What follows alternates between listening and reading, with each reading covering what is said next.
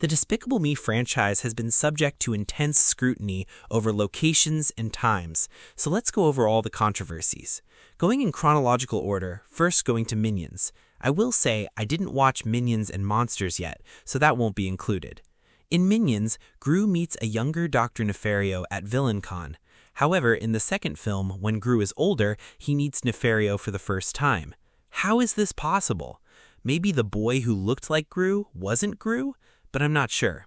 Anyways, another problem we have is that in Minions: The Rise of Gru, for some reason they chose to have the Minions' backstory be that they went outside Gru's window to beg him for a job, which he didn't want them to join, when in the first film, he'd already met them and seemed to like them as he flew off on his weird motorcycle. Then there's the problem with location. Where is the film located? It seems Wild Knuckles lives in San Francisco as well as the Vicious Six. Gru is able to get there on a motorbike, making it seem that it was barely any time and perhaps he lived in a San Francisco suburb.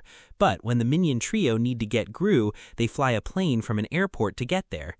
If they were already in San Francisco, why would they need to do that? Furthermore, Otto goes through a desert and forests and many other places to catch up to the motorcycle rider, and makes it seem as if he was from the East Coast, which is not the case. Anyways, going to Despicable Me, Gru's father is shown in a picture on the family tree, and he has black hair and a mustache, but in Despicable Me 3, he's shown as blonde with no mustache. How is this possible? He looked really different. I guess we'll never know, but as you can see, Despicable Me is not too keen on remembering its lore. In Despicable Me 2, the AVL suddenly appears, and it turns out they knew Gru stole the moon. If so, why didn't they apprehend Gru? The answer is because they weren't thought of for the first film. In fact, there was no law enforcement in the original film. But if the AVL did exist the whole time, I feel like we would have had a bit more of them interacting with Gru.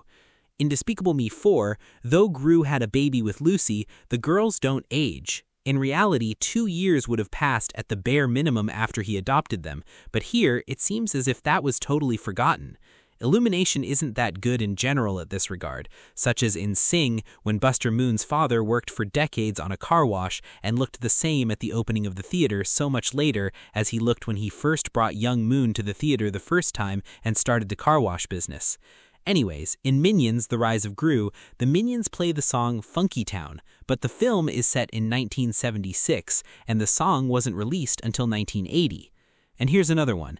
It seems Gru was born in 1964 due to him being 11 in Minions 2, set in early 1976. However, if so, he would have graduated high school in 1982. Why then did it seem that Gru graduated in 1985? Maybe he was held back 3 years, I guess? Yeah, I guess. If we need one more location question for Despicable Me, it's where the heck does Gru live currently? We have no idea what his community is called or the location of Mayflower in Despicable Me 4. This is one more question I have, though I guess it can sort of be answered, which is how did they get Vector back from Mars?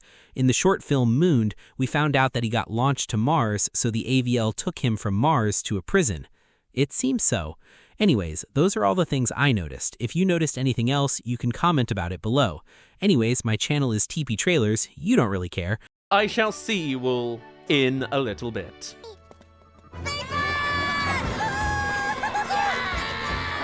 that is how the Minions found their new boss. He was cunning, he was evil.